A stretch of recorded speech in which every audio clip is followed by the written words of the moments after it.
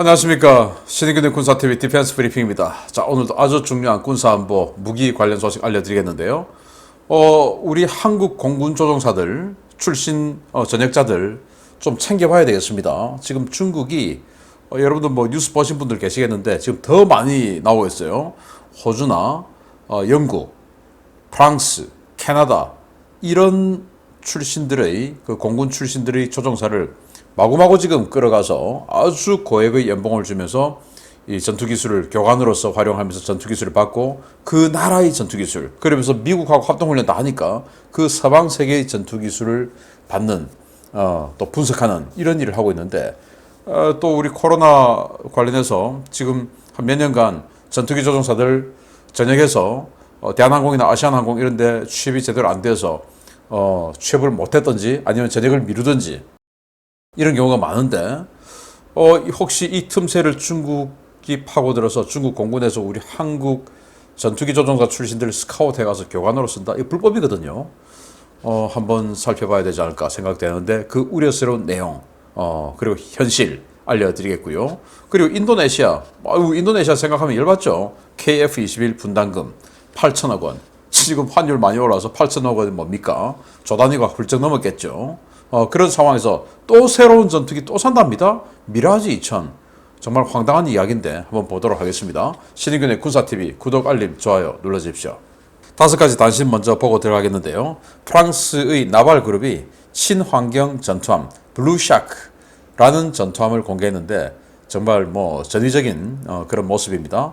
이 소식부터 폴란드가 MQ-9A 리퍼 무인 공격기에 대한 임대 계약을 체결했고 이 제네럴 아토믹스가 장기간 7천만 달러의 수량미상의 이 리퍼 무인 공격기를 임대를 해준다고 하는데 이 소식까지 알아보도록 하겠습니다. 첫 번째입니다. 프랑스 나발 그룹이 세계 최초의 친환경 전투함 이른바 블루샤크 컨셉을 공개했습니다. 5,500톤급 스텔스 전투함인 이 설계안은 높은 수준의 무인화, 모듈화 설계를 통해 한번 바다에 나가면 몇 달 동안 작전이 가능한 능력을 가지고 있으면서도 탄소 배출량은 기존 전투함의 절반 이하로 배출하는 친환경적 설계를 갖췄다고 선전되고 있습니다. 노후화된 헬리팩스급 호위함을 대체하는 캐나다 해군의 차세대 호위함으로 15척이 건조될 차세대 수상 전투함, 일명 CSC 프로그램의 설계 검토가 올 연말까지 완료된다는 소식입니다. 영국의 26형 호위함을 바탕으로 한 8,000톤급 호위함 15척을 캐나다 국내에서 건조한다는 계획인데 총 예산이 무려 430억 달러, 한화 62조 원으로 호위함 한 척당 4조 1천억 원이라는 천문학적인 비용이 들어갈 예정이라고 합니다. 예산난에 허덕이며 오랫동안 공대공 미사일 실탄 사격 훈련을 실시하지 못했던 영국이 탈냉전 이후 최대 규모의 미사일 발사 훈련을 실시했다는 소식입니다. F-35B와 유로파이터 전투기에서 열흘간 53발의 아스람 미사일을 발사했는데 영국 매체들은 이번 미사일 실탄 발사 훈련이 영국 공군 창군 이래 최대 규모의 훈련이었다고 자평하고 있습니다. 스페인이 나토 동부지역 방공능력 강화 프로그램의 일환으로 동유럽 지역에 전투기 14대를 파견한다는 소식입니다. 불가리아의 유로파이터 타이푼 6대, 루마니아의 EF-18A 호넷 8대를 파견해 최소 한 달 이상 흑해 일대에 대한 전투 공중 초계를 강화할 예정인데 지난번 러시아 전투기의 영국 정찰기 위협 사건과 관련이 있어 보입니다. 폴란드가 미국 드론 제조업체 제네럴 아토믹스와 MQ-9A 리퍼 무인 공격기 임대 계약을 체결했다는 소식입니다. 기존에 발주한 MQ-9B 드론의 전력화 이전까지의 전력 공백을 메우기 위한 조치인데 발트해와 칼리닝그라드 일대가 주 작전 지역이 될 것으로 보여 러시아가 상당히 껄끄러워할 것으로 보입니다. 야, 이거 보십시오. 블루샤크 진짜 청상어처럼 생겼습니다. 여기 보시면 상어눈, 상어눈 여기가 뭐 함교 조타실 이런 쪽으로 보이죠. 그리고 여기가 아마 상어, 지느러미 그리고 삼동선 선체로 보이죠. 여기 보시면 다시 이렇게 뻗어나와 있습니다. 자, 그래서 정말 전위적으로 생겼는데 이게 뭐 프랑스 해군이 선정했다는 아니고 프랑스의 유력 이 군함 조선소죠 나발 그룹이 우리가 이런 거 지금 컨셉 그 준비 중에 있으니까 자 각국 해군들 우리 거 사세요. 의뢰하세요. 이 정도도 우리 만듭니다. 라고 하는데 친환경 그리고 뭐 탄소 제로 뭐 이런 이야기도 있는데 뭐 탄소 제로가 저 군함에 얼마나 필요한지 그건 뭐 제가 아직 모르겠고요. 아무튼 이런 정말 전위적인 그런 군함도 나왔다. 컨셉이지만 라는 소식. 자, 캐나다 호위함 헬리팩스급 호위함 8척이 있는데 그걸 지금 그 이전에 있었던 구형 호위함까지 다 해서 15척의 신형 호위함, 영국의 26형 호위함을 바탕으로 만들겠다. 한 척에 4조 1천억 원. 정말 어마어마한 가격인데요. 여기에 스파이 7 레이더 들어가고 그리고 SM3급의 이 미사일 방어 시스템, 방공, MD 능력 부여하고 뭐 이렇게 하다 보니까 이 26형 호위함 한 척이 원래 한 2조 원 정도 했는데 그걸 훌쩍 뛰어넘어서 4조 1천억 원 정도. 그런데 호주의 헌터급하고 가격이 비슷하죠. 이렇게 영연방, 캐나다, 호주 이런 데가 뭐 하면 좀 비싸게 하나 봅니다. 그런데 호주하고는 좀 다른 게 호주는 완전히 여기에 비하면 깡통이죠, 깡통. 그런데도 4조 원. 여기는 나름 그래도 SM3 같은 미사일 방어 시스템 또 스파이 7 탑재하고 4조 원. 뭐 비싸긴 비싸지만 호주보다는 좀 낫다. 라는 말씀을 드릴 수 있겠고 이게 진짜 15척 나오면 이야 이 북극 지방의 이 방공 능력 어마어마해지겠습니다. 영국 공군이 타이푼 유로파이터 타이푼 전투기에서 아스람 공대공 미사일 발사하는 모습인데 열흘간 무려 53발의 미사일을 발사했다. 그래서 영국 공군 창군 이래 최다 발사다. 그런데 영국은 돈이 없어가지고 이 미사일 발사 훈련, 실탄 사격 훈련 이런 거 굉장히 자제해 왔죠. 하다못해 이 하푼 함대한 미사일도 없어가지고 함대한 미사일 없는 상태로 호위함들이 바다에 나가서 작전하고 함대한 미사일 있는 군함이 몇 척 없어요. 그 정도로 영국이 참 어려운데 그 마당에 이렇게 미사일 발사 실험을 많이 했다라고 하는 건 이 미사일이 사용 기간이 거의 다 돼간다. 즉 한 20년 됐답니다. 그래서 지금 신형 미사일 도입 계약을 체결했는데 그거 들어오니까 밀어내기 제멋대리 아니냐 이런 이야기가 있는데 아무튼 이렇게 실탄 사격 훈련을 좀 해봐야 되죠. 우리나라도 밀어내기 하는 그런 한 20년 된 미사일들 그래도 전투기 조종사가 실탄 사격 한번 해보고 전역을 해야 되지 않습니까? 그런 거 좀 이 실전적인 그런 훈련 하기를 바랍니다. 자, 여기 또 유로파이터인데요. 스페인 유로파이터입니다. 이번에는 이 스페인이 유로파이터 전투기와 호넷 전투기를 가지고 있는데 호넷 전투기는 루마니아에 그러니까 러시아와의 좀 더 전방에 호넷 전투기를 배치하고 그리고 러시아를 상대로 한다면 좀 더 후방인 불가리아에는 유로파이터 전투기를 배치를 했어요. 그러니까 그 유로파이터 전투기가 호넷 전투기보다는 항속거리가 훨씬 더 길고 그러니까 뒤에서 백업을 붙어주고 이제 앞에서 캐스는 호넷 전투기를 가지고 하겠다 뭐 이런 건데 아무튼 나토의 동유럽의 방공 강화 프로그램의 일환으로 자기네들이 전력을 보내주는 뭐 이런 프로그램입니다. 뭐 스페인이 대단히 우리가 러시아하고 한번 붙어볼 거야 뭐 이렇게 해서 하는 건 아니고 원래 이렇게 하는 겁니다. 폴란드가 제너럴 아토믹스로부터 MQ-9B 리퍼 무인기를 급하게 계약을 했어요.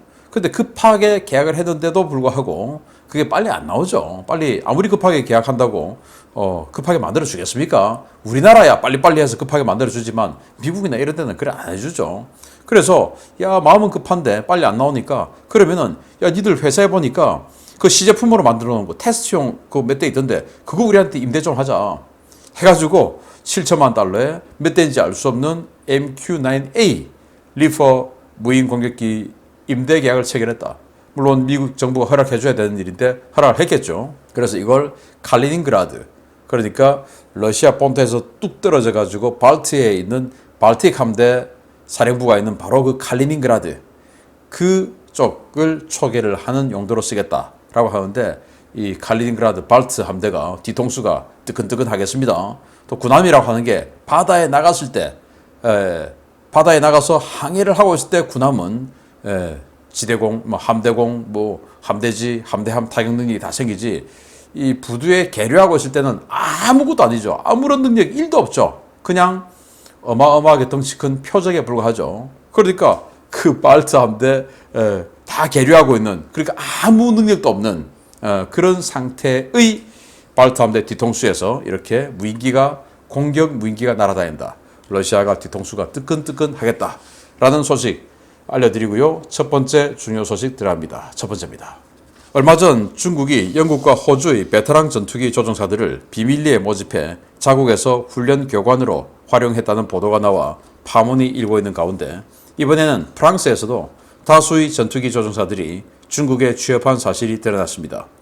대부분 라팔 전투기 조종사들인데 프랑스 정부가 조사에 착수했습니다.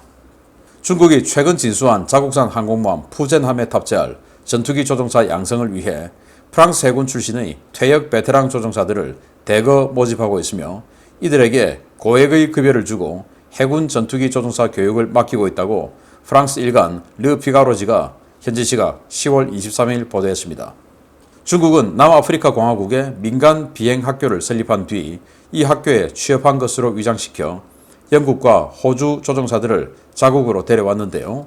이번에도 남아프리카에 페이퍼 컴퍼니를 설립한 뒤 해당 기업에 프랑스 해군 퇴역 조종사들을 고용하는 방식으로 전투기 교관단을 꾸렸습니다. 중국이 고용한 조종사들은 프랑스 해군의 현용 항공모함인 샤를 드골함에서 라팔 또는 슈페르 에땅다르 전투기를 몰았던 베테랑 조종사들인데요. 중국은 항모 이착함 경험이 많거나 리비아 공습 등 실전 참가 경험이 있는 조종사들에게는 웃돈을 주고 중국행을 제안했습니다. 중국은 계약기간 최소 3년, 매월 2만 유로의 기본급과 별도의 성과급을 지불하는 형태로 프랑스 항모비행단 출신의 조종사들을 유치했는데요. 이는 퇴역 전투기 조종사들에게는 꿈의 직장으로 불리는 카타르 공군 전투기 용병 급여보다 훨씬 많은 액수입니다. 이들은 중국에서 J-11 또는 J-15 전투기 비행 교육을 받은 뒤 자신들이 가진 항모 이착함 노하우와 함재 전투기 운용술 등을 중국인 조종사들에게 교육하는 업무를 맡았는데요.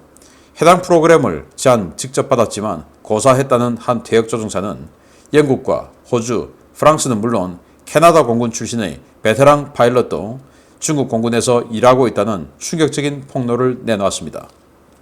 현재 영국과 호주, 프랑스, 캐나다 당국은 자국의 퇴역 조종사들의 소재를 파악해 이들이 중국 공군에 취업했는지 여부를 집중적으로 조사하고 있는데요.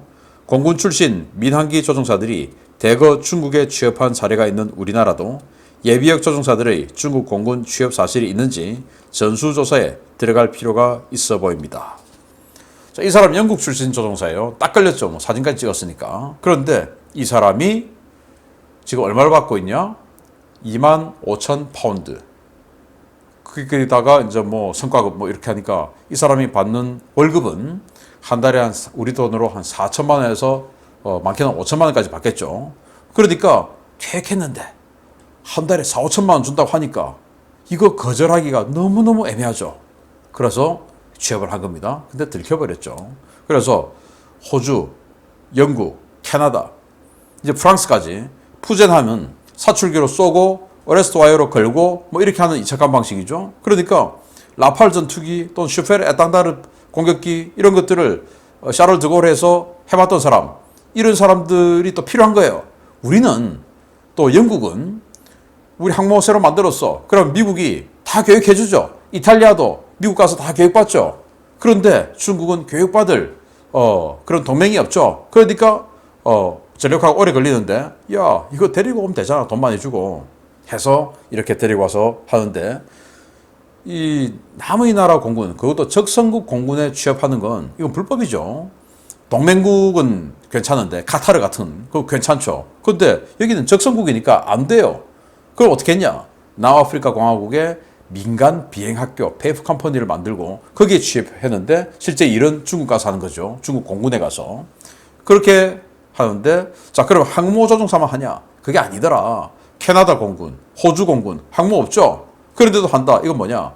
미국하고 합동 훈련을 하니까 미군의 훈련 전술, 전투 전술이 어떠냐? 또 캐나다, 호주 이런 나라들 실제 미군하고 같이 실제 작전 많이 뛰었죠. 그러니까 그 사람들이 실전 어떤 그 경험, 이런 것들을 전수받기 위해서 항모가 없는 호주나 캐나다 공군 조종사도 스카우트한다. 자, 그러면은 우리나라는 뭐 안전하냐? 아니죠. 여기 18년 국정감사 때 나왔던 자료인데요. 이렇게 17년까지 105명의 조종사들이 주로 이제 우리나라 조종사들, 전투기 조종사 출신들 많죠. 공군 출신들. 중국으로 갔더라. 라고 하는 자료인데. 자, 그러면은 코로나가 창궐한 이래로 지금까지 공군 사관학교 또는 어떤 그 ROTC나 뭐 이런 것들로 해서 조종 장학생 이렇게 해서 조종사가 된 사람들 많이 있습니다. 그런데 그 코로나 창궐 이후에 전역을 했더니 대한항공, 아시아나항공에서 조종사를 안 뽑아요. 취업을 못 하고 있어요. 그래서 공중에 붕 뜬 사람이 있습니다.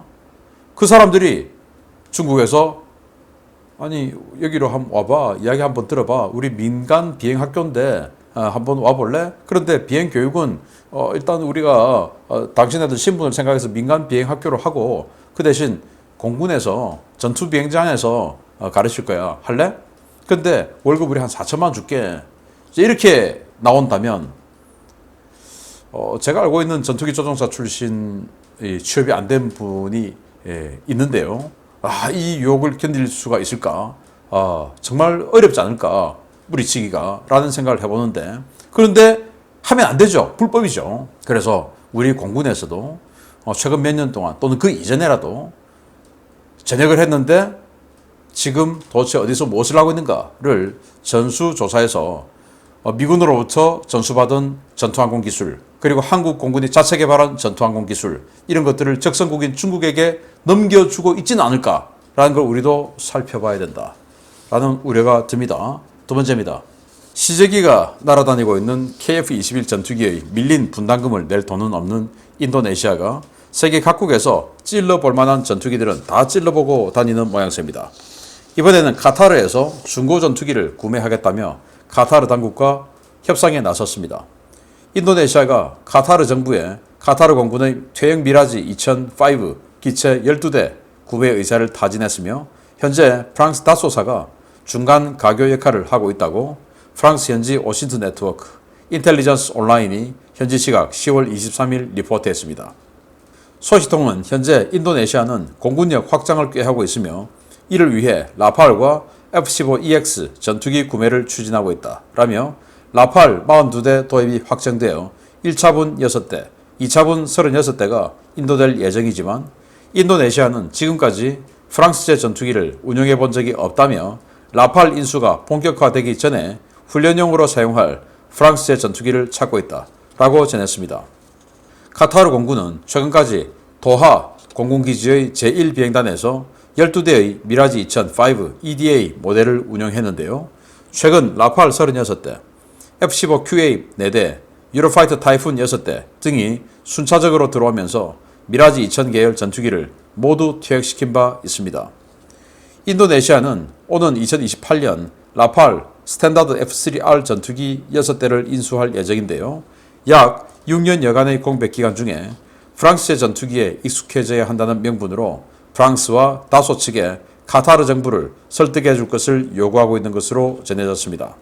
카타르 공군의 미라지 2005는 지난 1997년부터 2000년 사이에 인도된 기체들로 단좌형 9대, 복좌형 3대 등으로 구성되어 있는데요. 만성적인 조종사 부족 현상을 겪어온 카타르 공군의 상황 때문에 비행 시간이 매우 짧아 기체 상태는 대단히 양호한 것으로 전해졌습니다. 인도네시아의 미라지 2000 도입 계획이 현실화될 경우에 2020년대 후반 인도네시아 공군의 전투기 종류는 무려 11종이 되는데요. 어차피 라팔 도입 전에 기종 전환 교육이 제공되는데도 불구하고 프랑스의 전투기에 익숙해져야 한다는 황당한 명분으로 또 전투기를 사려 하면서도 KF-21 분담금은 안 내는 인도네시아.